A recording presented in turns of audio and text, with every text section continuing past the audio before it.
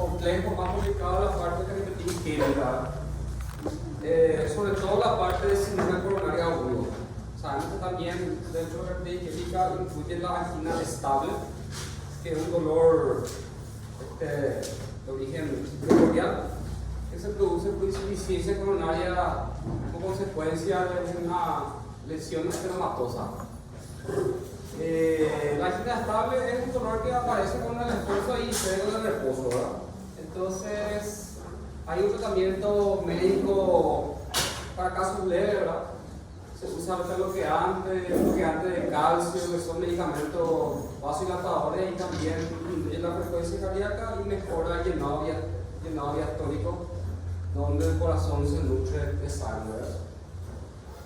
Bueno, en casos severos sí está indicado hacer una coronariografía y angioplastia o colocación de un stent paciente con angina estable. Ese tipo de situación es muy difícil de diagnosticar o de ver así en la práctica médica diaria. Bueno, las causas de isquemia coronaria, lo más frecuente es la aterosclerosis, ya sea estable o inestable cuando existe un accidente de placa de una ateroma calcificada, que puede ser una trombosis o rotura o erosión. Eso es lo que va a generar los síndromes coronarios agudos, que es lo que más vemos en urgencia. También puede ser espasmo coronario, que es la angina variante de Prinzbeta, donde se produce un supradesnivel del cemento CT, pero de forma transitoria. La angina de Prinzbeta va asociada generalmente a otro tipo de trastorno de vasospasmo a nivel cerebral, como la migraña y fenómeno Raynaud en las manos.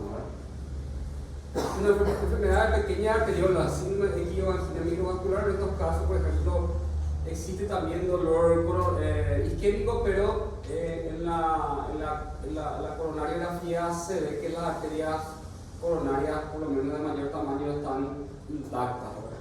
Las arteritis son muy raras, ¿verdad? Sobre todo la de Takayasu, que está más escrito, y también de Kawasaki, ¿verdad? Las embolias también son muy raras. Y lo que ya hablamos, la insuficiencia coronaria es la miocardiopatía hipertrófica o por cardiopatía hipertensiva, de tanta masa muscular que hay, entonces con el esfuerzo hay dolor isquémico por insuficiencia coronaria. Eso ya se debe a una gran cantidad de masa que la demanda no es suficiente de establecer la circulación, ¿verdad? Y disección espontánea de los vasos epicáricos. Eso sí, vamos a ver ya unos casos también que se hace diagnóstico a través de la cinecoronariografía. Bueno, por lo más frecuente entonces es la aterosclerosis. Bueno, una enfermedad coronaria crónica estable produce una opresión, una anulación del esfuerzo, las emociones, ¿verdad? Cuando existe una activación del sistema simpático, y se alinea con el reposo y dura menos de 5 minutos en general, o se alinea con vasodilatadores como la nitroglicerina sublingual. Hay que tener en cuenta que eso nosotros tenemos acá en Paraguay. Lo que tenemos es el nitrato de isosolvide, que es sublingual. Solo hay NTG de presentación inyectable para goteo en nuestros medios. Bueno, en esos casos, obviamente, el paciente puede ir con dolor, o sea, referido dolor, pero en la urgencia ya va a estar sin dolor y su electro puede ser normal. Bueno, existe algún tipo de estudios donde podemos estimular la actividad cardíaca y ver si existe algún tipo de trastorno de motilidad o dolor en ese momento, ¿verdad? Entonces, ahí lleva la ecocardiografía con estrés, donde se gotea una sustancia endotrópica que se llama glutamina, y ahí se ve si existe alguna alteración segmentaria o dolor. Bueno,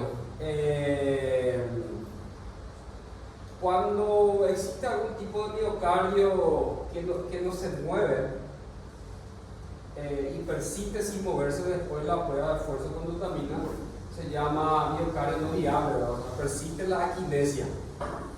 Ahora, si es que hay una recuperación, un movimiento de ese músculo con la estimulación de glutamina, se llama miocardio aturdido o hibernado, donde la recuperación de la zona afecta normalizará la contracción. O sea, en estos casos, por ejemplo, con el ecocardio 3 con glutamina, o incluso existe otro estudio más avanzado como la gamografía, se puede detectar zonas de miocardio hibernado, que en esos casos vale la pena hacer una terapia de reperfusión, ya sea con stent o bypass, ¿verdad? Para mejorar la fracción de eyección de ese paciente. Bueno, la prueba de esfuerzo o ergometría, ¿verdad? Está indicada al paciente con dolores atípicos, sospechosos de ser coronario, sobre todo el paciente con enfermedad de base, ¿verdad? El programa anormal y para valoración de capacidad funcional y riesgo de presentar complicaciones graves, ¿verdad? Entonces, la ergometría está indicada al paciente con angina inestable de bajo riesgo, ¿verdad? Entonces, si se hace un paciente con angina inestable de bajo riesgo, se hace la ergometría. Si es negativo, no se hace cateterismo, y si es positivo la ergometría, se hace un cateterismo de repercusión, ¿verdad? Muy más adelante de esa parte, ¿verdad? Bueno, la coronariografía o cinecoronariografía es un procedimiento mínimamente invasivo donde se hace a través de la arteria radial o femoral. Últimamente se hace más por la arteria radial y sirve para diagnóstico de la enfermedad coronaria y también terapéutico. Entonces se puede colocar un stent en la zona donde está el ateroma obstruyendo la circulación, ¿verdad?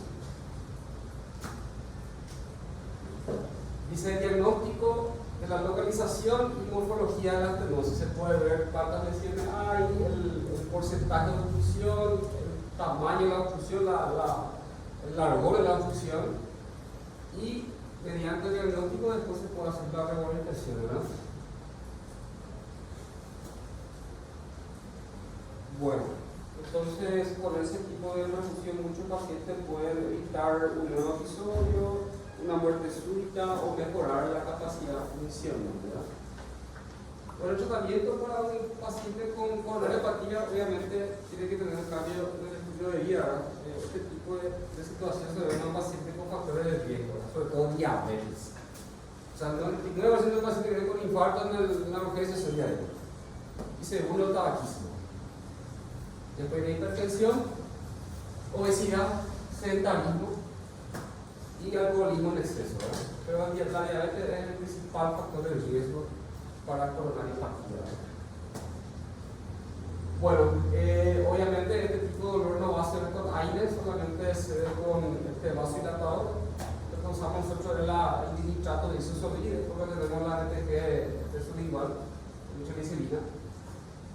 Y bueno, para evitar las crisis anginosas en el paciente estable, son los métodos de arte, ¿verdad? Porque disminuye la frecuencia cardíaca, sabemos que el corazón se nutre en diástole, entonces por ese medio es un medicamento antiisquémico y a la vez antiarrítmico.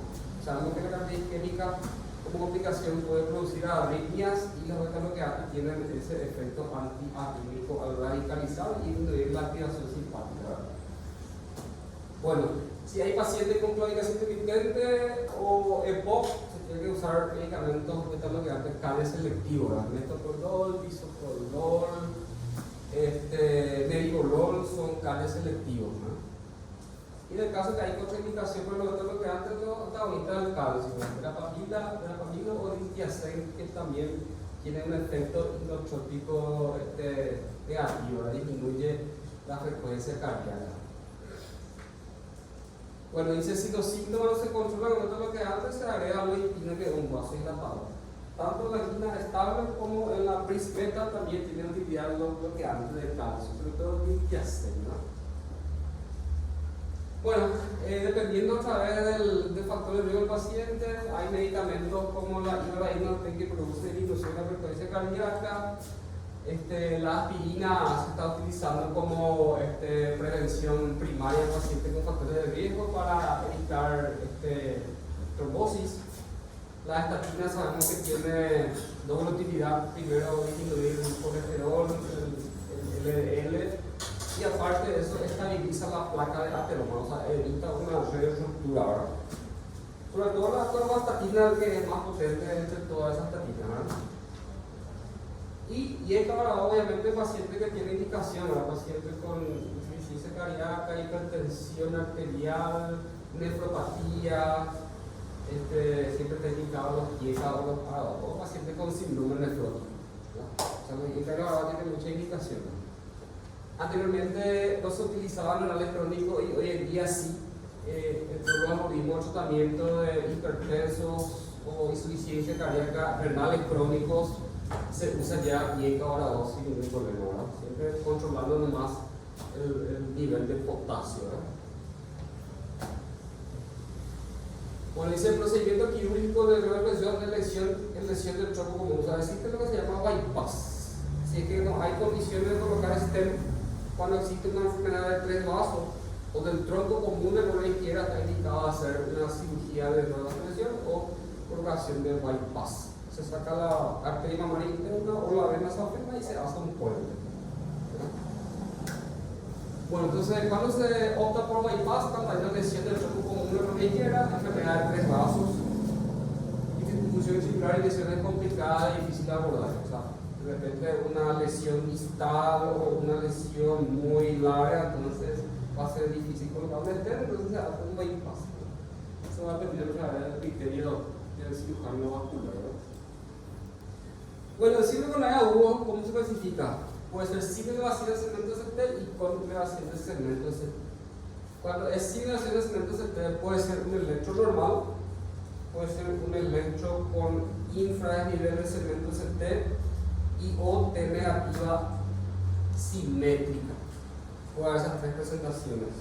Por eso es un poco complicado el diagnóstico, ¿verdad? Cuando hay inestables, por ejemplo, puede ser normal el electro. Bueno, y con elevación de segmento CT, como dice su nombre, hay una elevación a partir del punto J o presencia de un bloqueo completo de rama izquierda pero nuevo.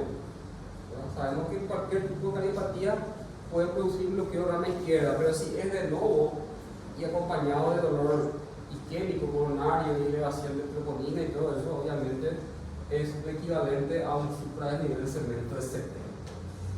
Bueno, en cuanto a la fisiopatología, es importante saber que cuando existe un coronario agudo sin elevación de segmento CT, existe una obstrucción parcial. Esa obstrucción parcial se debe al agregado de plaquetas. Y cuando existe con elevación de segmento CT, es una obstrucción total. Existe agregado de plaquetas y fibrina.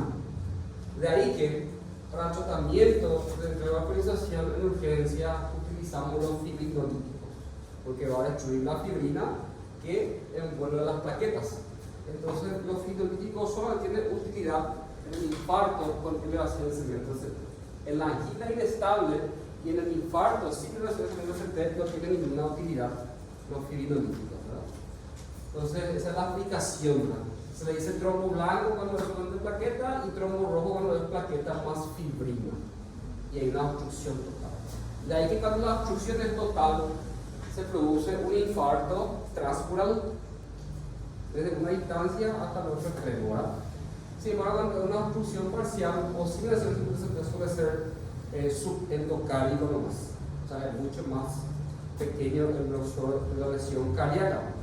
Pero puede haber embolizaciones distales después del episodio agudo y eso se considera como un reinfarto, ¿verdad? O una angina post-IAM. Sin embargo, cuando es una fusión total ya infarto todo una vez. No hay más tejido que infartar después del primer episodio del cuadro del dolor, ¿verdad? Bueno, entonces acá se ve una imagen de un electro que tiene un bloqueo completo de rama izquierda, ¿verdad? ¿Cuál era lo que quería para decir que un bloqueo completo de rama izquierda? Que el QR sea ancho, que el 1 de 2 sea negativo y se ve una muesca en D5 y en D6, una muesca en la onda R, una RR', ¿verdad?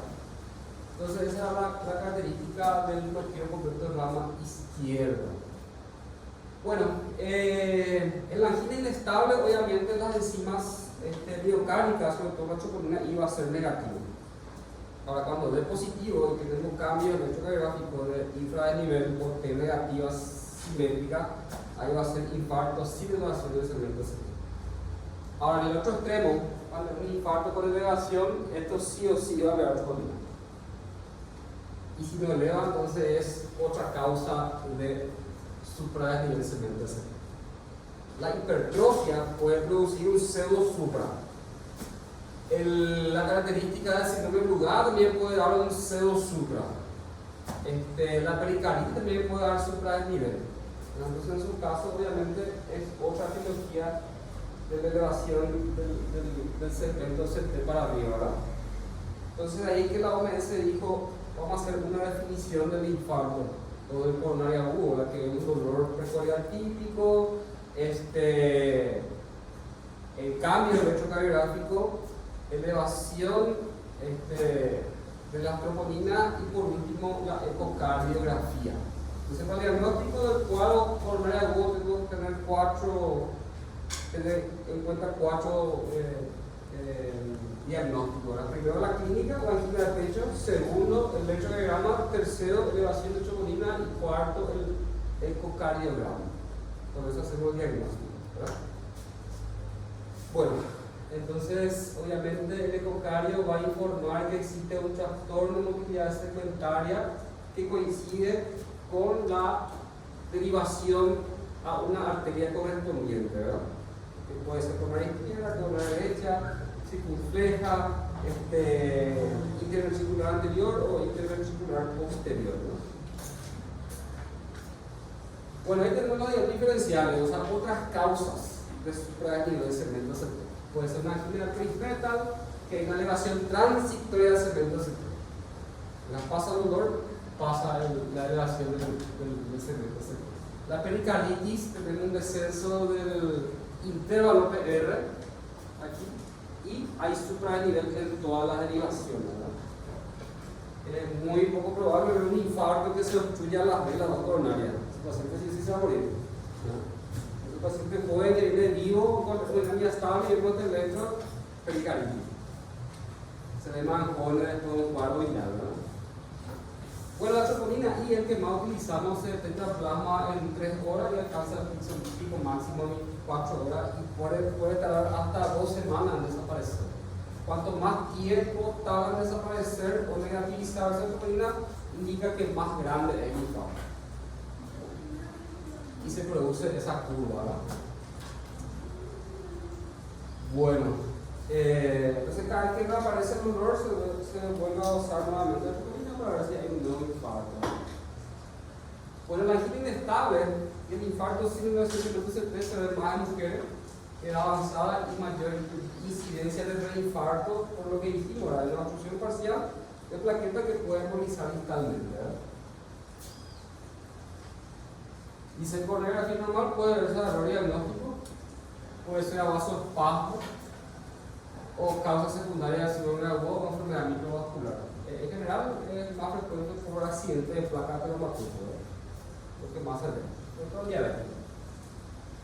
Bueno, cuando tenemos nosotros una angina inestable y un infarto sin elevación de segmento CT, porque hay movilización de troponina, no vamos a hacer nosotros fibrinolíticos, pero sí vamos a hacer antitrombóticos. ¿Cuáles son los medicamentos antitrombóticos que se utilizan? La aspirina, clopidogrel, que son antiagregantes plaquetarios, anticoagulación con enoxaparina, hablado así de un minuto preso cada 12 horas, la atorvastatina, que sabemos que disminuye el colesterol, él estabiliza la placa ateroma, y desde el principio está recomendado también los IECA o ARA2 por la cuestión del remodelado articular, más aún si es una emergencia hipertensiva del paciente hipertenso. Y siempre que sea un paciente con estabilidad hemodinámica, iniciar ya lo antes posible los beta-bloqueantes, excepto que el paciente venga en insuficiencia cardíaca o el más común, como usamos nosotros beta-bloqueantes, hay que esperar, porque esté en shock cardiogénico, ¿verdad? Bueno, entonces hay indicaciones de hacer cateterismo en un paciente con angina inestable versus infarto sin acceleración de CT, y para eso se hicieron algunos scores, ¿verdad? Que se llaman score de TIM, que es más fácil de usar, o el score de Gray, que es mucho más largo y más tedioso hacer el cálculo. Entonces, siempre a mí me gusta usar los criterios más cortos, más prácticos, ¿verdad? Bueno, entonces la angina inestable o el infarto sin elevación del segmento CT se llama riesgo alto, o se clasifica riesgo alto cuando hay angina recurrente con cambios del segmento de ST y la onda T. O sea, muchos dolores a repetición y hay cambios en muchos. O infarto de evolución, ¿verdad? Que está aumentando las troponinas. o que tenga un trastorno de la hemodinamia, insuficiencia cardíaca, o que haga una arritmia, taquicardia ventricular o fibrilación ventricular. A veces no vemos la arritmia, pero el paciente hace un síncope, por ejemplo, antes de echar a urgencia, entonces en esos casos probablemente está haciendo algún tipo de arritmia transitoria, ¿no? Y que puede producir síncope. Entonces en estos casos obviamente se tiene que hacer un cateterismo porque no voy a poder hacer fibrolítico. Tiene que hacer un cateterismo lo antes posible, menos de 2 horas y se lo interesa. Ahora, riesgo intermedio alto de cuando hay cambio dinámico de CTT, troponina positiva, diabetes, paciente con PIB menor a 60, eso quiere decir renales crónicos. Cuando vemos la parte de nefropatía, van a ver que la principal causa de mortalidad de renales crónicos son las complicaciones cardiovasculares, entre ellos el infarto, ¿verdad? Bueno, un paciente que tiene ya una ecocardia con una presión de 19 al 40%, la angina post-infarto, un paciente que se hizo una angioplastia reciente y vuelve a infartar, antecedente de bypass, ¿verdad? Entonces, en esos casos, en un riesgo intermedio alto, tiene que hacerse el cateterismo en las primeras 24 horas. Si es un riesgo bajo, es cuando el electrocardiograma es normal y tenemos 2 troponías negativas y el paciente no es diabético. Entonces, sin angina recurrente y sin trastorno hemodinámico, no hay insuficiencia cardíaca, no hay hemopulmón, no hay síndrome crítico, entonces en esos casos es de riesgo bajo, pero le voy a hacer una prueba de esfuerzo antes de que se vaya de alta. Le hago una prueba de esfuerzo que se llama manometría. Si es positiva, igual se va al cateterismo. Si es negativa, no. Entonces, como memotecnia, ahora, ella tenga absolutamente de eso, que la única indicación de no hacer cateterismo es una angina inestable de bajo riesgo, que no sea diabética. El resto prácticamente para todos es cateterismo, para todos, ¿no? Entonces, la angina inestable de bajo riesgo que no sea diabético es la única indicación de no hacer cateterismo y que sea negativa la troponina. En el resto hay que hacer cateterismo de reperfusión, ¿verdad? Y el diagnóstico después de reperfusión es del mismo acto. Entonces, ¿cuál es la clasificación de Killick-Kimball? ¿Qué clasificación de Killick-Kimball? Es la clasificación hemodinámica de un paciente que está con un cuadro de síndrome coronario agudo, ¿verdad? Killick-Kimball 1 es hemodinamia estable. Killick-Kimball 2 es insuficiencia cardíaca.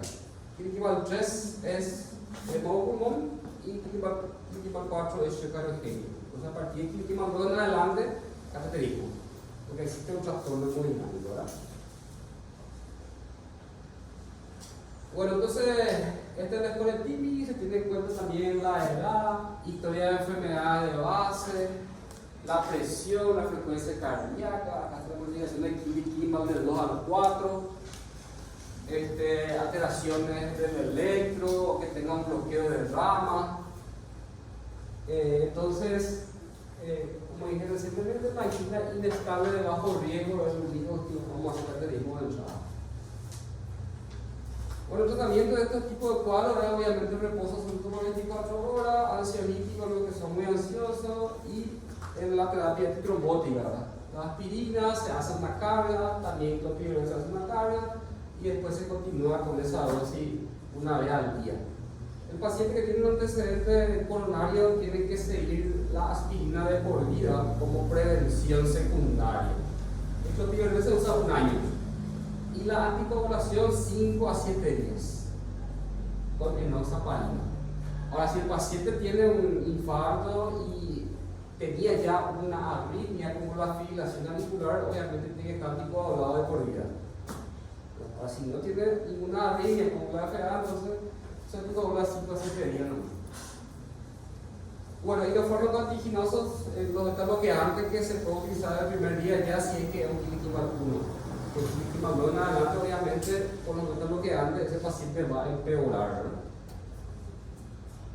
Y los bloqueantes de cáncer también tienen su efectividad como vasodilatadores y se utilizan cuando están contraindicados los bloqueantes, ¿no? Bueno, ¿cuál es el objetivo hemodinámico de un paciente que está con un cuadro coronario agudo? Disminuir la frecuencia cardíaca a 60, abajo dijimos que el corazón se nutre en diástole, y una presión sistólica menor a 130. Entonces, de hecho, lo que es una emergencia hipertensiva puede también aparecer un síndrome coronario agudo. ¿Qué medicamento vasodilatador vamos a usar endovenoso en el caso de que sea una emergencia hipertensiva con síndrome coronario agudo? ¿Cuál es la primera elección? ¿Qué medicación? Tiene que ser un vasodilatador, ¿verdad? ¿Cuál? La urgencia es lo que se hace. Y un paciente con dolor precordial, lo vemos un supra, un infra, ¿verdad? Y su presión está a 200, 100 por ejemplo. ¿Qué medicación se usa por vía endovenosa para esa emergencia hipertensiva? Se usa la nitroglicerina endovenosa, que es vasodilatador, ¿verdad? Bueno, los hidrocarburos se puede usar también ya desde el inicio o paciente con quilismo al puro, ¿verdad? Que no hay trastorno hemodinámico.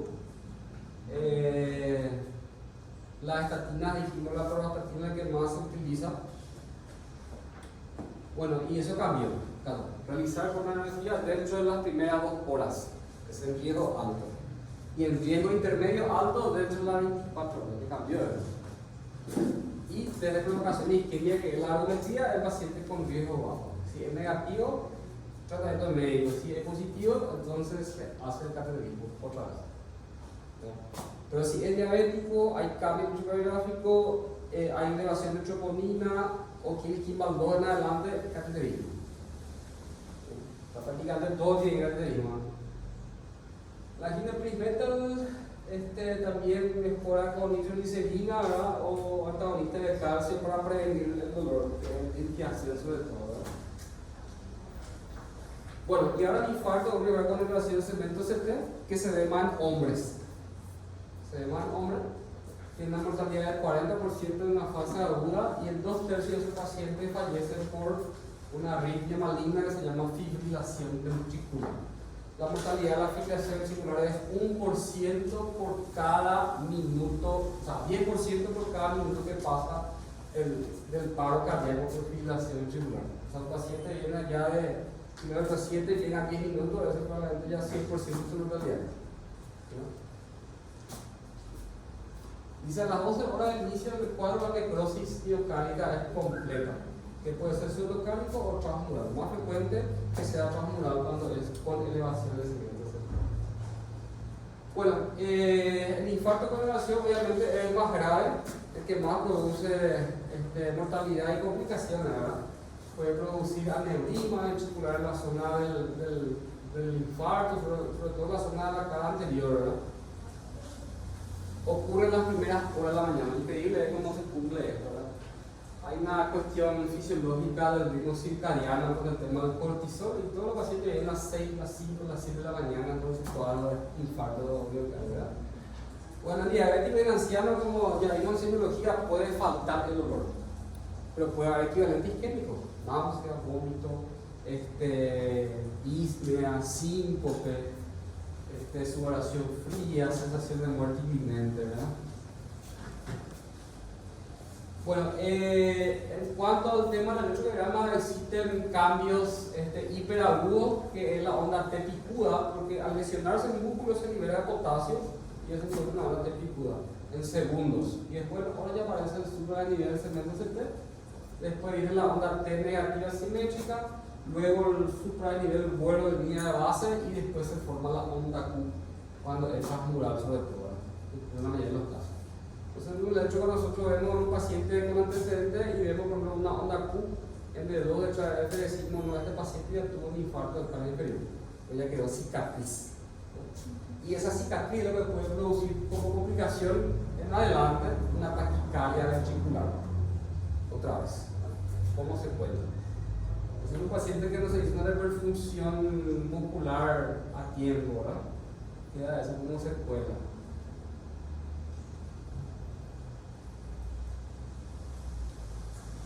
Bueno, en estos casos siempre va a haber troponina positiva, o sea, un supranivel, una obstrucción total. Bueno, en la ecocardiografía, como dijimos, va a haber trastorno de motilidad segmentaria.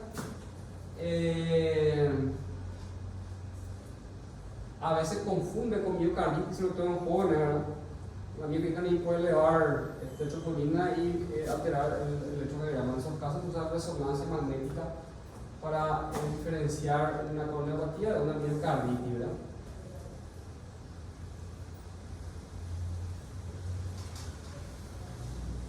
Lo que ya dijimos, ¿verdad? la circulación coronaria. Y en este caso, por ejemplo, acá vemos un supradesnivel en B2, B3, B4, B5. ¿Dónde estaría la lesión ahí? ¿En qué arteria? B1, o sea, B2, B3, B4, B5. La siguiente anterior, ¿verdad?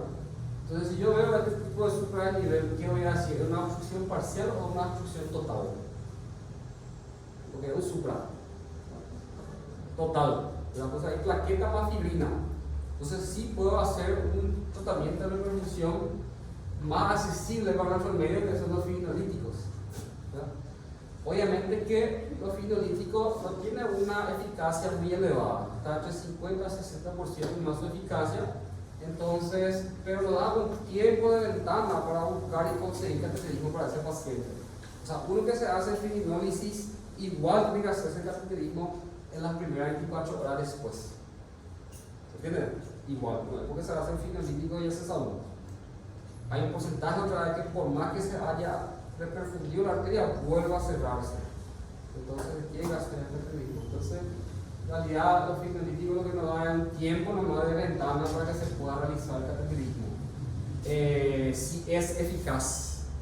Ahora, si falló nuestro fibrolítico de entrada, obviamente tenemos que hacer un cateterismo de rescate, de urgencia. Allí es complicado para conseguir rápido, ¿verdad? Bueno,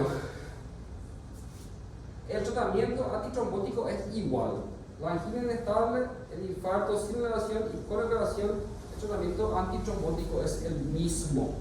Lo único que cambia es que cuando es supra podemos usar fibrolítico. Esa es la única diferencia, la ventaja de este tipo de acontecimiento, ¿verdad? Bueno, acá se ve un supradesnivel en D2, en D3 y ABF, ¿verdad? Y esto que está en su contrario es infradesnivel, que se llama imagen en espejo. Entonces, ¿dónde está la lesión en este caso? Cara inferior del ventrículo izquierdo, ¿verdad? O sea, es la coronaria derecha que termina como interventricular posterior. ¿Qué tengo que descartar si existe un infarto de cara inferior? Tengo que descartar que pueda haber también en asociación con esa arteria obstruida, que no haya un infarto en el ventrículo derecho. Entonces cambio el electrodo, pongo a la derecha y veo si existe también una lesión en el ventrículo derecho. ¿Por qué es importante saber eso? Porque si yo tengo un paciente hipotenso, por ejemplo, por infarto en el ventrículo izquierdo, ¿qué voy a hacer? Agregarle inotrópicos para aumentar la fuerza de contracción. Pero si el paciente está hipotenso por una lesión del ventrículo derecho, ¿qué voy a hacer? No se hace inotrópicos, se hace carga fisiológica. Porque el ventrículo derecho depende del volumen y el ventrículo izquierdo depende de presión. Entonces es fisiopatología normal. Le cargamos 500 y vemos si responde, si hay un infarto del ventrículo derecho. Después se puede agregar endotrópico, pero siempre la primera medida es carga cuando es afectación del ventrículo derecho. Bueno, las complicaciones del síndrome coronario pueden ser complicaciones isquémicas, o complicaciones eléctricas o complicaciones mecánicas. Bueno, la isquémica es la angina inestable por infarto, la que aparece en las primeras 24 horas durante la detención y es indicación de coronariografía urgente. Entonces, un paciente que ya está con diagnóstico, con elevación turbulina y puede tener un dolor en las primeras 24 horas, hay que hacer el cateterismo, ¿verdad? O el reinfarto. O sea, hubo una masa muscular que necrosó y después otra vez una nueva obstrucción, después las 24 horas y otro infarto, ¿verdad? Bueno, las complicaciones eléctricas, así es simple. Cualquier arritmia prácticamente puede producir, ¿no? Menos también, fibrilación auricular, taquicardia ventricular, fibrilación ventricular y bloqueos. Bloqueo de segundo grado, tercer grado, etc. Muchas veces algunos van a necesitar el marcapasos, sobre todo en ancianos, ¿no? Las extracíclicas ventriculares aparecen en el 100% de los pacientes, que es el gatillo para que se produzca un ataque de arritmia, ¿no? Bueno, los ataques de arritmia se producen sobre todo cuando hay un infarto en la pared anterior, sobre todo fibrilación ventricular. Y las arritmias cuando es más de cara inferior, por ejemplo, un bloqueo de segundo grado o tercer grado, ¿no? Que antes es supraisciana y transitorio si es de cara inferior, ahora si es de cara anterior suele ser infraisciana y necesita de marcapaso definitivo, ¿verdad?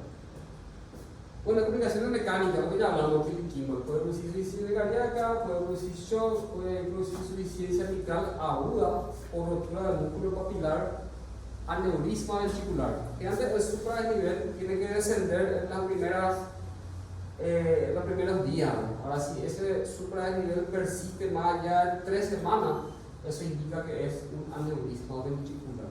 La persistencia del supradesnivel de más de 3 semanas indica un aneurisma ventricular como secuela. Es interesante, ¿verdad? Bueno, fíjense que para que el supradesnivel tenga valor tiene que ser más de 2 milímetros en una de 3 y en el resto más de 1 milímetro. Sin embargo, si hay infarto del ventrículo derecho con 0,5 milímetros en la derivación de 3R de 4R ya hace diagnóstico. 0,5 milímetros ya indica infarto, ¿no? Puede haber también rotura de pared libre de la cara anterior del ventrículo izquierdo, puede producir taponamiento cardíaco, a veces infarto del septum, puede producir CIB, que obviamente son todo de resorte quirúrgico. A veces, sobre todo el infarto de cara anterior por la aquinesia genera una éstasis sanguínea, formación de coágulos y hace una embolia. Así que es espectacular, ¿verdad? Hace un infarto y hace una isquémica embolia, ¿verdad? Dieta, ¿verdad? Ahí no podemos hacer fibrinolítico, porque tenemos un trombo en la cabeza, para hacer fibrinolítico vamos a producir un flujo hemorrágico. En ese caso solamente cateterismo, ¿verdad?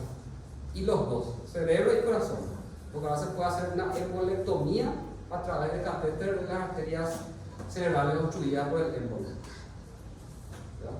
Es muy complicado en nuestro medio, pero ese es el tratamiento, cateterismo cardíaco y cateterismo cerebral, al mismo tiempo sacar el émbolo y externo del corazón, ¿verdad?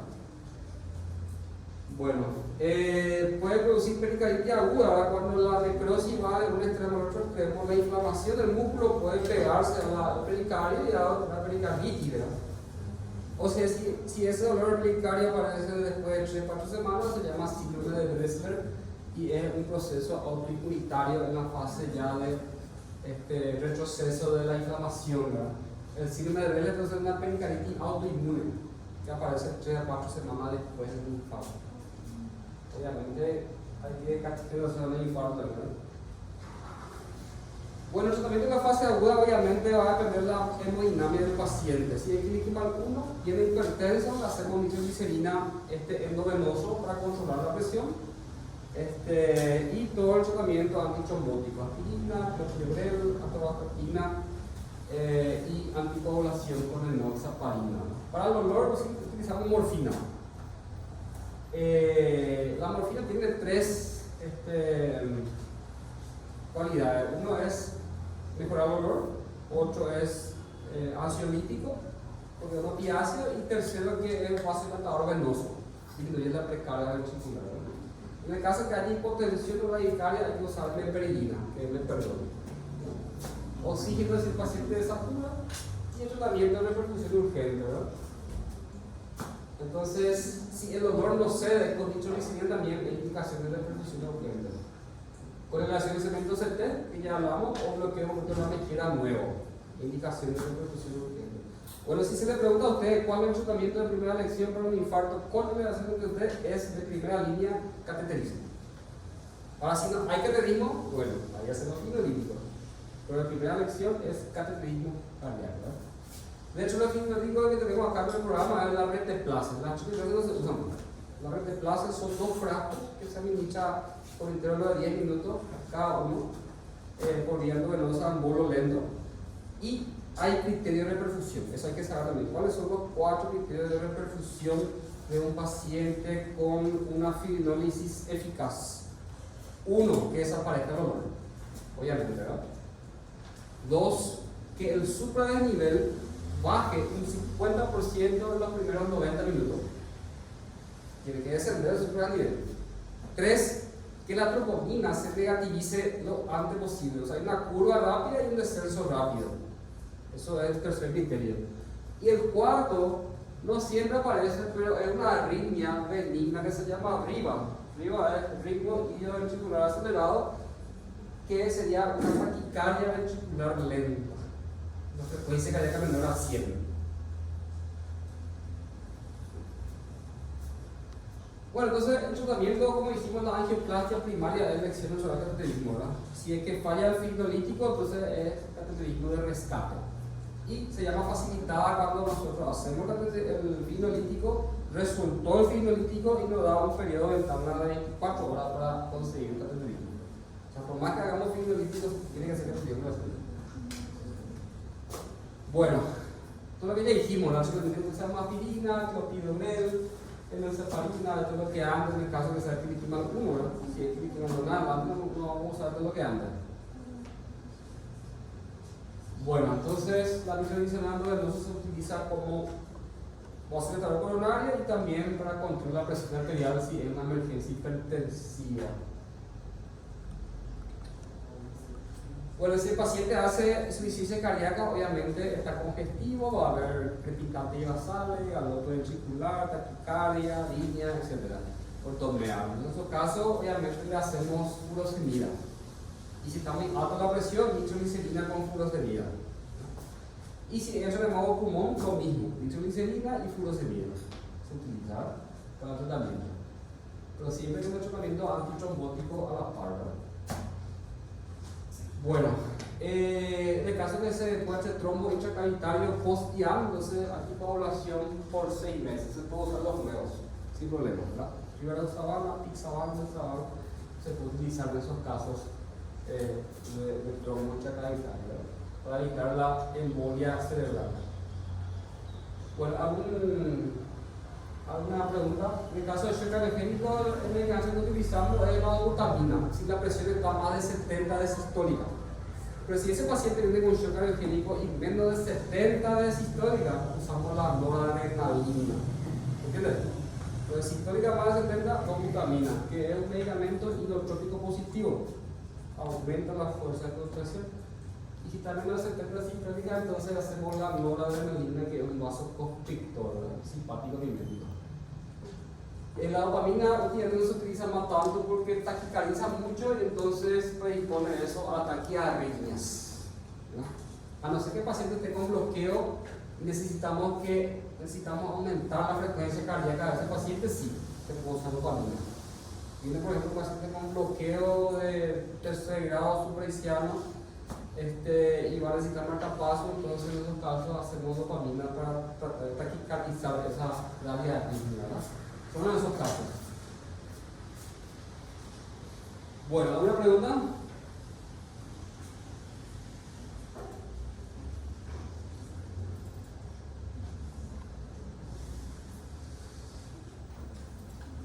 Bueno, entonces vamos a hablar un poco de la parte de insuficiencia cardíaca. Sí. Y así como le dije, ¿verdad?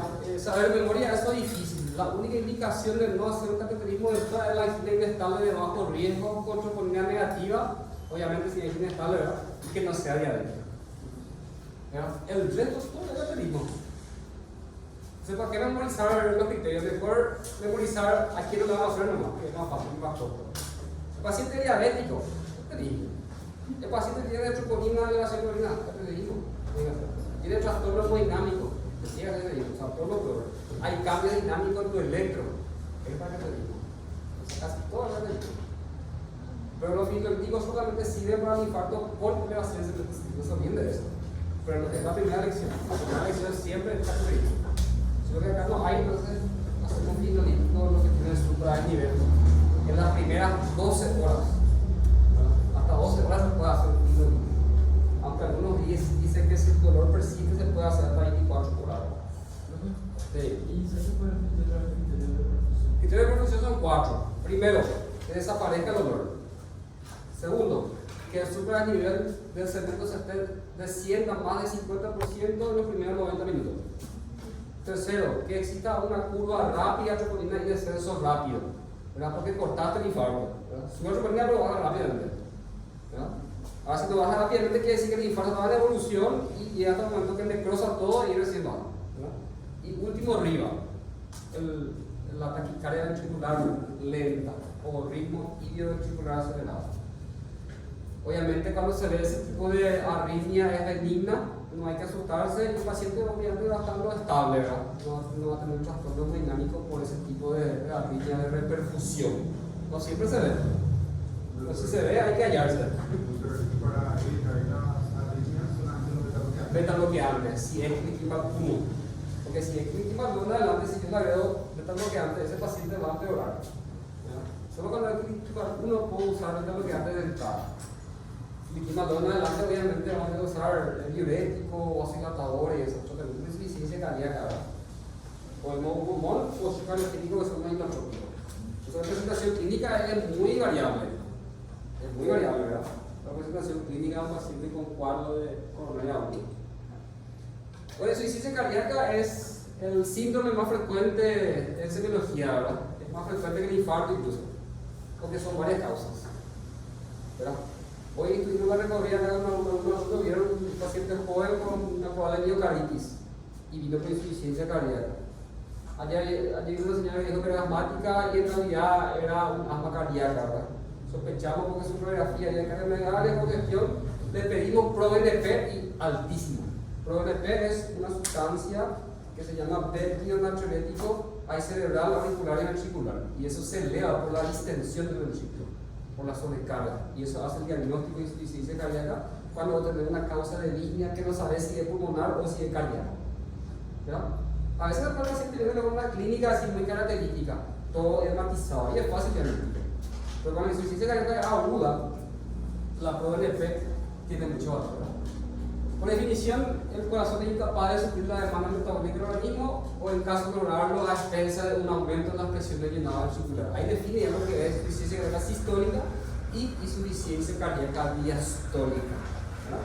Cuando hay insuficiencia cardíaca sistólica, en el ecocardio vamos a ver disminución de la fracción de eyección menos del 50%. Y cuando una insuficiencia cardíaca diastólica, el corazón no se relaja pero se contrae, tenemos una fracción de eyección normal. De ahí que la clasificación se llama hoy en día insuficiencia cardíaca, fracción de eyección conservada, fracción de eyección intermedia o fracción de eyección reducida. Para el menos 40% ya es reducida. Más de 50 normal, entre 50 y 40 intermedia. Y también hay una cuarta clasificación que dice insuficiencia cardíaca recuperada. Cuando mejora más del 10% su presión de eyección, después de hacer algún tipo de tratamiento con el tiempo, recuperada. Por ejemplo, una cardiopatía periparto, ¿verdad? Tiene 30 presión de eyección y después de 3 4 meses se va recuperando espontáneamente y llega a 45, ¿verdad? Subió más de 15, es una insuficiencia recuperada.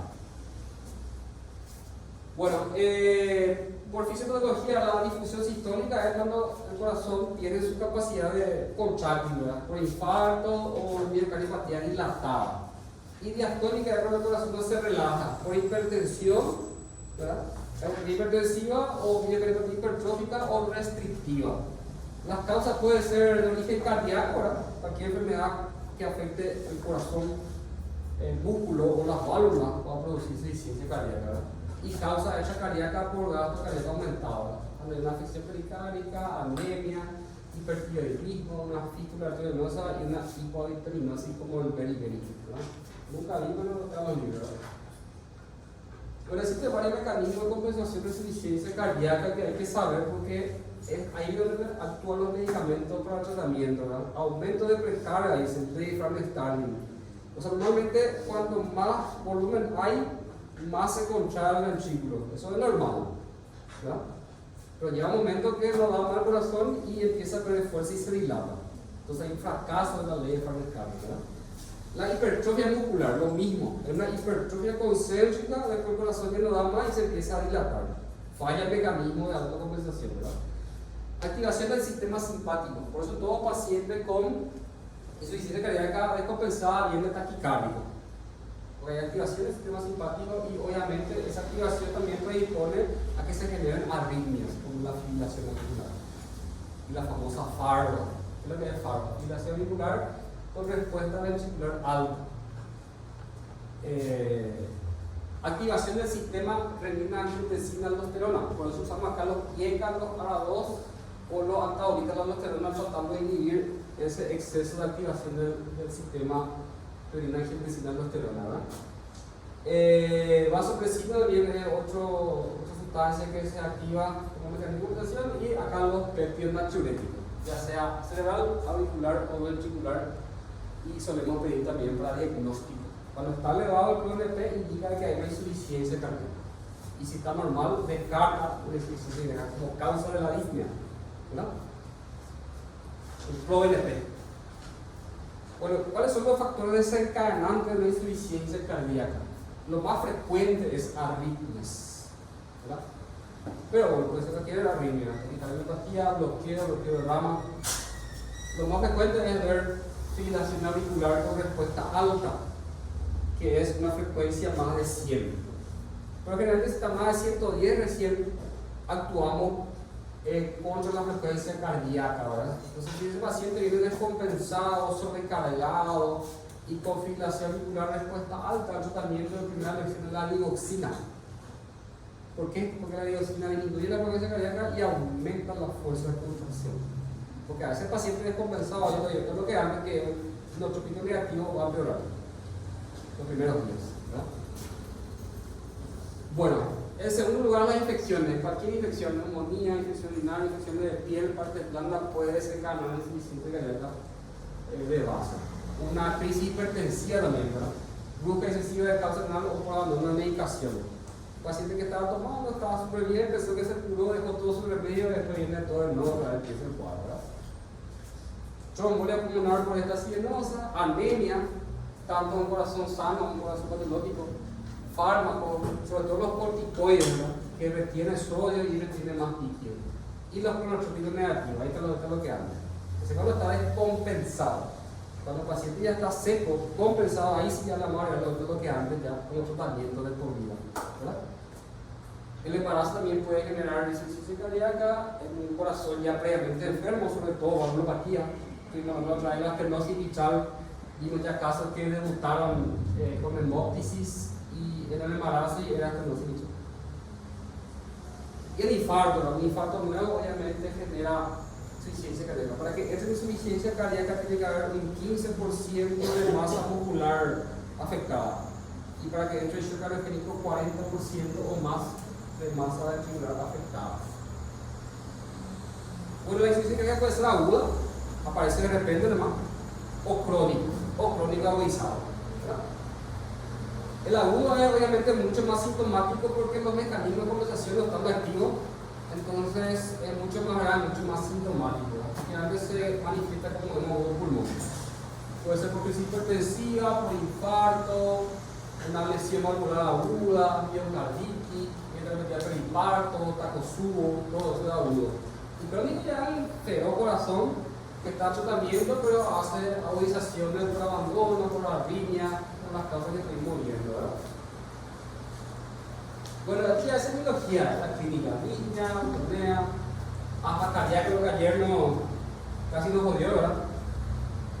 Tos seca, licturia, ese paciente orina más de noche porque al estar de cuito dorsal aumenta el retorno venoso y mayor filtración por el riñón, ¿verdad? Sudoración fría, fatiga. Esto también muchas veces confunde a un paciente sobrecargado, viene solamente por dolor de ligacho y tiene una patomegalia congestiva, ¿no? Obviamente no voy a descartar todo, pero sea pancreatitis, un infarto, vesícula, etc. Pero a ese paciente va a ser diurético y pasa dolor. Era una congestión nomás. Se extiende la cápsula de Gleason, incluso a veces da ictericia. Bueno, la presión física crepitante, galopio ventricular, distensión yugular, soplo por dilatación del corazón, ¿verdad? Son valvulopatías funcionales, edema de cría, una sarga, y esto es característico, ¿verdad? Cuando vemos nosotros esto, estamos mostrando la radio de insuficiencia cardíaca, ¿verdad? Lo único diferencial que puede ser otra cosa es la pericardio. A veces también el cardiomegalia, pero a veces allí tienen el pericardio y no el corazón, ¿verdad? Pero cuando vemos la imagen así con congestión, algo doloroso, ala mariposa, línea de Kerbein, cardiomegalia, entonces esto es insuficiencia cardíaca. Hasta mostrarlo con Charlie, en el electro se ve una T negativa asimétrica en cada lateral, cuando afecta el lado izquierdo y el segundo escuchante del checo cuando afecta el ventrículo derecho, ¿verdad? Pero siempre es asimétrico. Incluso puede haber infra de nivel también acompañado de la onda T negativa asimétrica. Bueno, eso ya es todo una funcionalidad evolutiva, ¿verdad? La ICC ha dicho, es un paciente que tiene riesgo de desarrollar insuficiencia cardíaca, diabético, hipertenso, tabaquista, un paciente que tuvo un infarto reciente, una miocardiopatía reciente, etc. Y fase B ya es una cardiopatía articular pero sin síntomas. No tiene síntomas, pero tu electro ya hay cornel, ya hay negativa simétrica, signo de sobrecarga, tu ecocardia ya es normal, eso es cardiopatía articular pero sin síntomas. Y en fase C ya hay síntomas, ¿verdad? Ocasionado por el edema, ¿verdad? Por falla ya en el mecanismo de compensación. Y esta de ella es síntoma de médico asociado a síndrome cardiorrenal por bajo gasto. ¿Qué pasa? Disminuye el volumen sistólico, menos sangre llega al riñón y empieza a aumentar la urea creatinina. Eso se llama síndrome cardiorrenal. ¿Cómo eso mejora? Con diurético. El paciente está sobrecargado, el paciente diurético empieza a orinar y desbloquea el riñón y empieza a bajar la urea creatinina. Eso se llama síndrome cardiorrenal. Entonces, con diurético, sobre todo la furosemida, eso mejora progresivamente, ¿verdad? Bueno, es también interesante saber los fármacos, ¿verdad? Un paciente que está con riesgo, dice C, acá de elección IECA o ARA2, como preventivo, ¿verdad? Cuando es cardiopatía estructural ya está indicado a ser beta bloqueante. O sea, viene un paciente hipertenso, por ejemplo, asintomático, pero su lecho le dio un cornel, por ejemplo. Entonces, en ese caso, tengo que agregarle un IECA o ARA2 más beta bloqueante, ¿no? O sea, ¿cuáles son las indicaciones de los beta bloqueantes en paciente cardiópata? Insuficiencia cardíaca, cardiopatía hipertensiva, arritmias, aneurisma de aorta. En esos casos, sí o sí tiene que beta bloqueante al paciente. Antecedente de infarto, cardiopatía isquémica, insuficiencia cardíaca, aneurisma de aorta, arritmias, indicación de beta bloqueante. Tenga o no tenga síntomas, ¿no? Y bueno, cuando ya hay síntomas, obviamente acá agregamos los diuréticos, la furosemida o torasemida, ¿no? Y si la furosemida también del 40%, no va a estar ahorita aldosterona, pirolatona o aldosterona. Y hoy en día, la guía habla mucho de los niveles CGMT2, la dapaglifosina o la empaglifosina como medicamento diurético también y que disminuye la mortalidad del paciente con factores cardiovasculares, ¿verdad?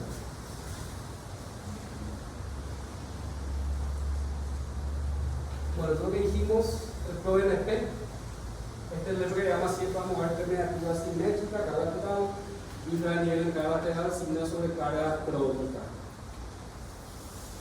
Bueno, el tratamiento escalonado es así, IECA o ARA2. O sea, cuando yo le pregunto a usted cuál es su tratamiento de insuficiencia cardíaca, van a decir dos cosas mismas: vasodilatadores y diuréticos. Ahora, ¿cuáles son los medicamentos? De hecho, los vasodilatadores tenemos IECA, que puede ser nalapril, captopril, etc. Y de hecho, los ARA2, los sartán, candesartán, misartán, todos los están, ¿verdad? Es útil. Y el más chuchi, ¿verdad? Que tiene más funcionalidad, pero más caro, es el sacubitril valsartán. Por nosotros siempre nuestro callito bastante yendo a la hora, mucho más barato, más accesible, igual hay buen resultado, ¿verdad?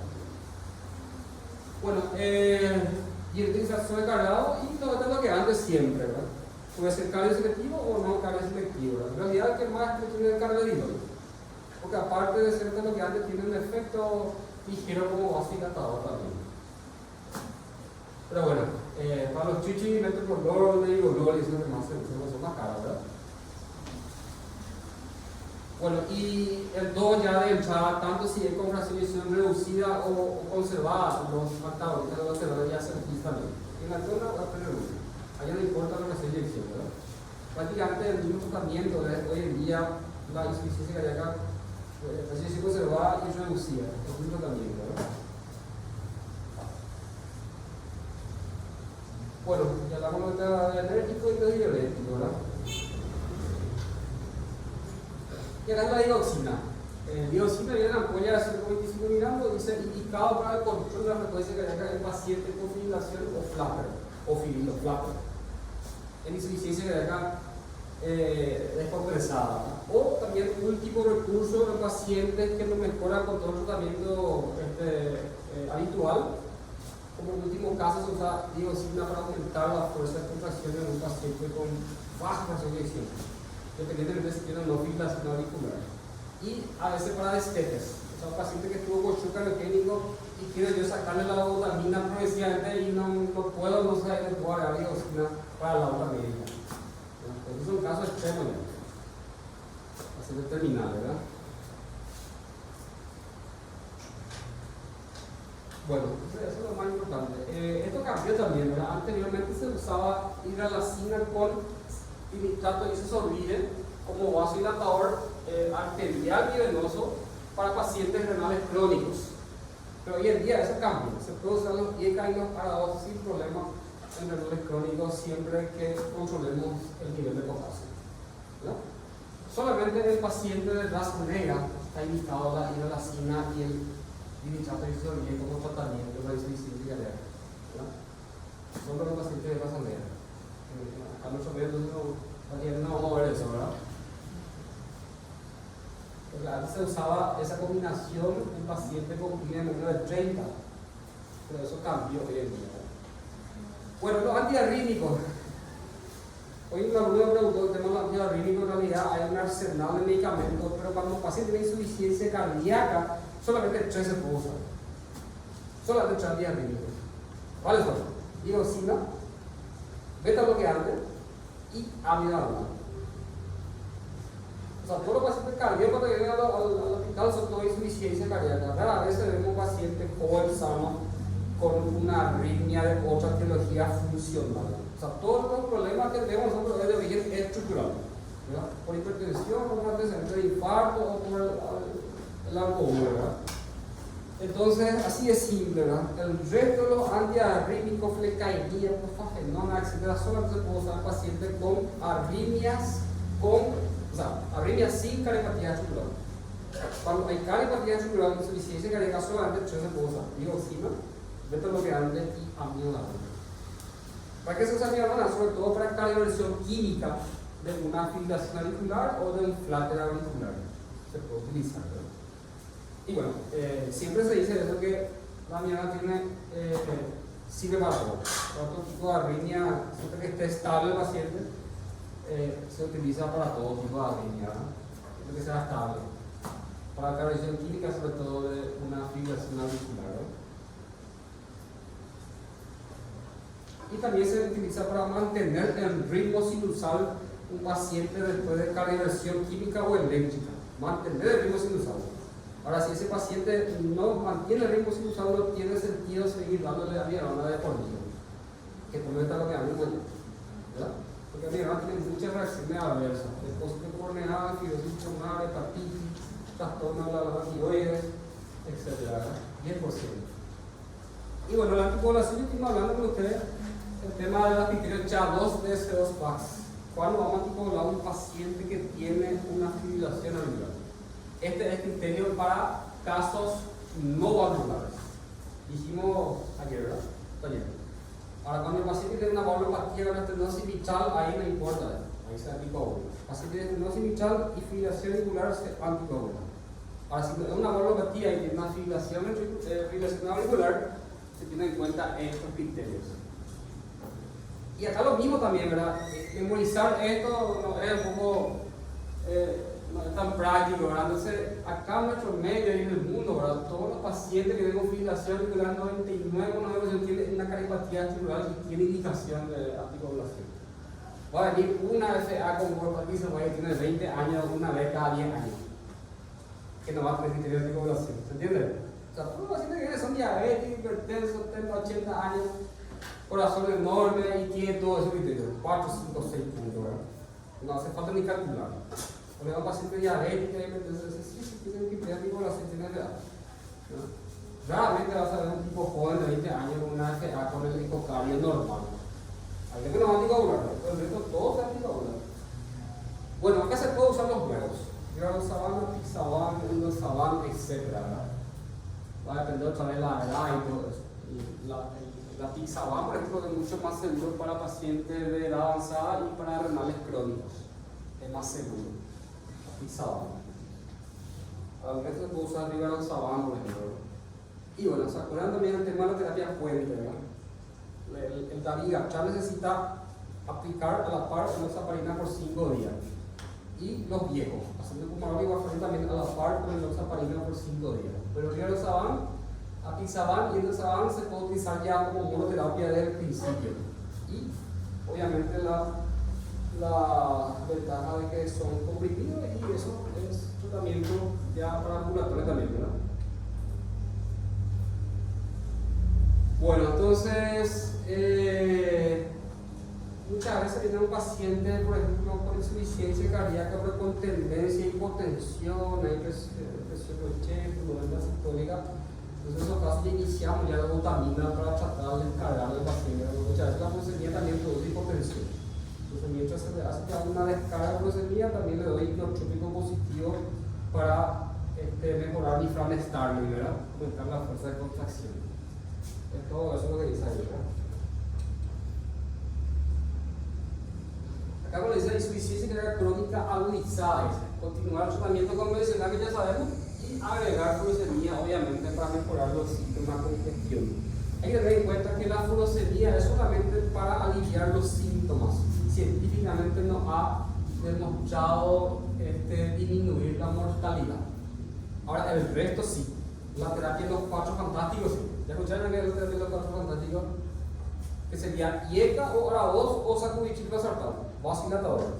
Beta bloqueante, antagonista de la aldosterona y dapaglifosina, ¿verdad? Que inhibe el esqueleto. Ese es el tratamiento de los 4 fantásticos de la insuficiencia cardíaca.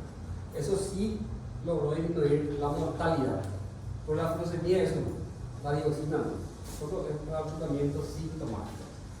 ¿Entiendes?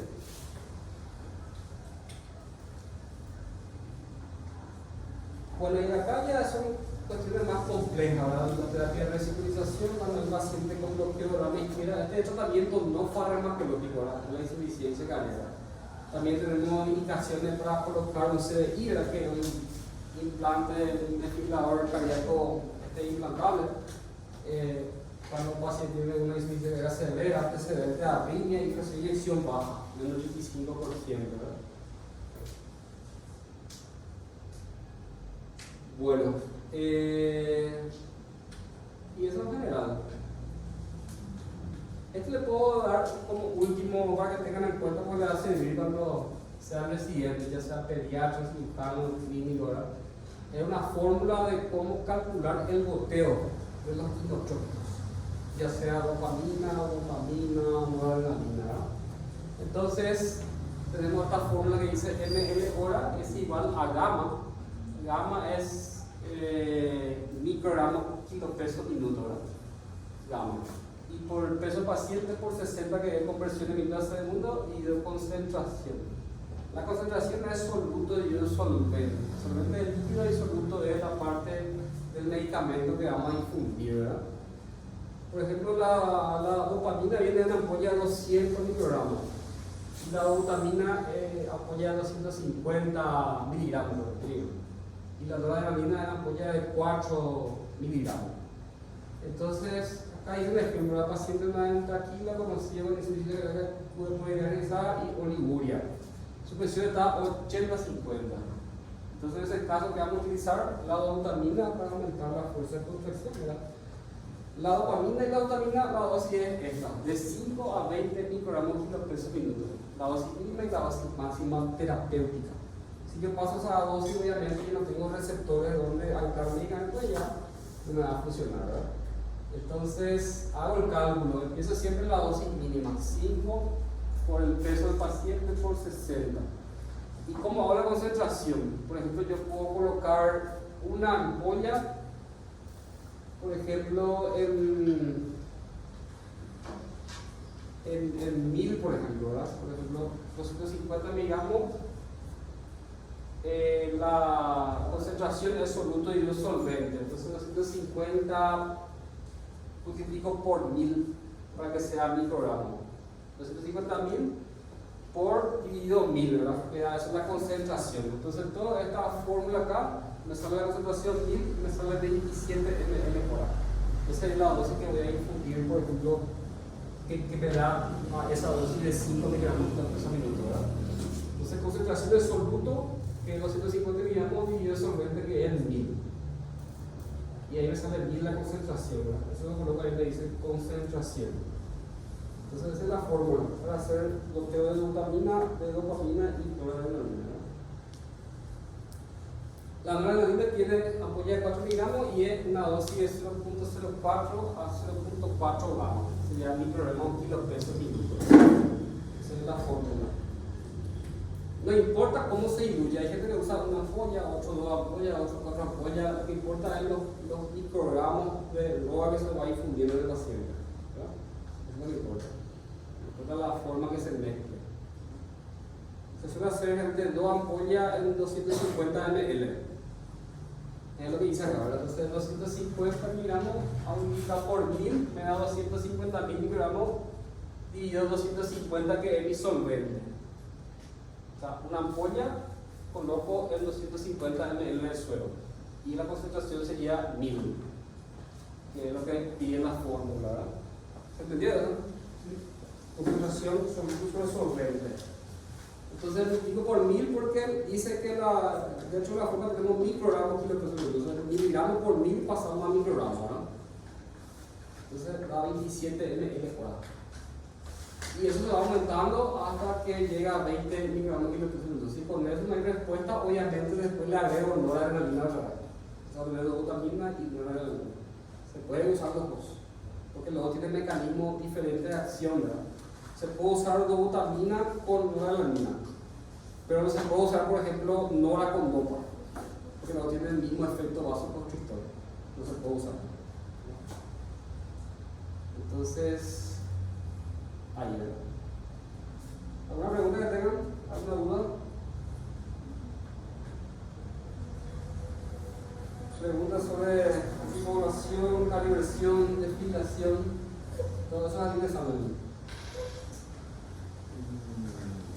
En el caso de la taquicardia ventricular, sí, el medicamento que voy a usar para la reversión farmacológica solamente es amiodarona.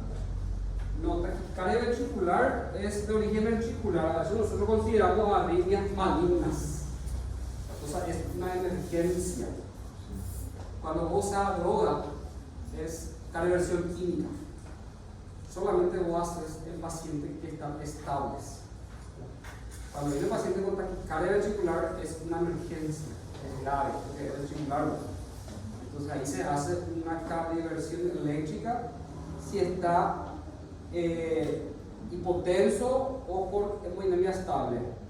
¿Verdad? Por más que esté estable, es una emergencia porque sabemos que en cualquier momento va a ser un paro. Ahora, si tienes en paro y en tu desfibrilador vos ves una taquicardia ventricular, es desfibrilación. ¿Verdad? Entonces, es un algoritmo así. Tiene un paciente en paro cardiorrespiratorio. ¿Qué es lo primero que haces? Traes el monitor y pones las palas por el tórax. Entonces, ves si es un ritmo desfibrilable o un ritmo no desfibrilable. ¿Cuáles son los ritmos desfibrilables?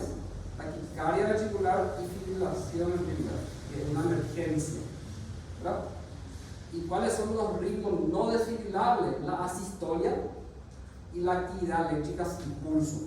O sea, viene un paciente de paro y vos le pones el monitor y ve la raya. Esa es asistolia. ¿Qué va a hacer ahí? Masaje cardíaco y adrenalina cada 2 minutos, ¿no?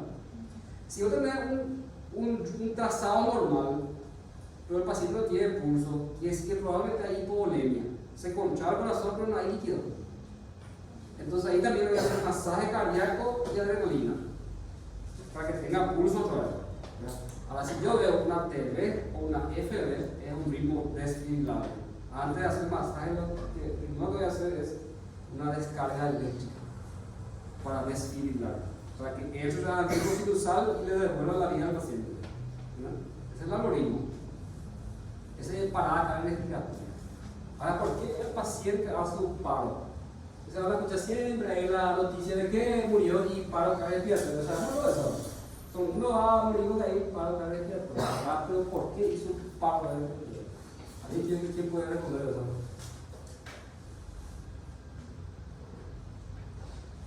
Es importante saber, porque existe un algoritmo clínico donde podemos saber saber o deducir por qué un paciente hizo un paro cardíaco.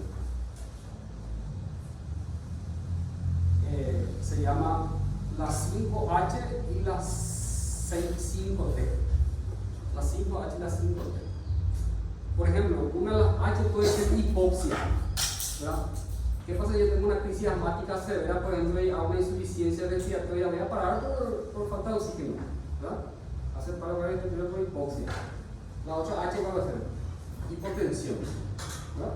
Paciente hipotenso, si no le doy inotrópico, va a parar, ¿verdad? No le cargo líquido, no le doy antibiótico porque un séptico no va a parar, hipotensión. La otra H es acidosis. Un crónico que no se dializa y tiene una acidosis metabólica severa va a ser paro por acidosis. La otra H va a ser hipoglicemia, ¿verdad? La hipoglicemia no corregida rápidamente va a ser paro paciente. Y la otra H es hipo o hipercalemia, también produce paro. Hipo o hipercalemia. Pero el crónico que no se dializa tiene 8 de potasio puede hacer paro en un momento. Por historia clínica uno deduce eso. Y eso, ahí la 5T es trauma, ¿verdad? Viene un auto interveniendo ahí que morir, trauma. Otro es T tóxico. Ahora tenemos nuestro chelita ahí que se intoxicaba en ese dulce de marihuana, no sé qué. Intoxicado, tóxico, ¿verdad? Después otra T, trombosis, que puede ser coronario o T, ¿verdad? La otra T es neumotoral tensión. Neumotoral tensión, ¿verdad? Y la otra T es taponamiento cardíaco. Todo eso es el paro. O sea, esto que hay que deducir, investigar y tratar en consecuencia. Si el paciente viene en paro, por ejemplo, y está con una crisis asmática, ¿qué es lo que va a hacer cuando reanima? Poner oxígeno y la reanimación, ¿verdad? Masaje y adrenalina. Y si está acidótico, ¿qué le va a hacer? Bicarbonato, ¿verdad? Y si está hipotenso, dependiendo de cuál sea la causa, si es cardiogénico, va a ser modularina. Y si es shoséptico, va a ser modularina. Y si es anafiláctico, adrenalina subcutánea, ¿verdad? Entonces, la causa uno trata para evitar el paro de tiempo, ¿verdad? Para que salga de eso. La 5H y la 5T. Entonces, el puente me va a escuchar una noticia de eso, el forense dice, murió de paro de tiempo. No es que se ve. Entonces, uno muere de acá en el tiempo, ¿verdad? La causa. Ahogamiento, por ejemplo, es asfixia e hipoxia, ¿verdad?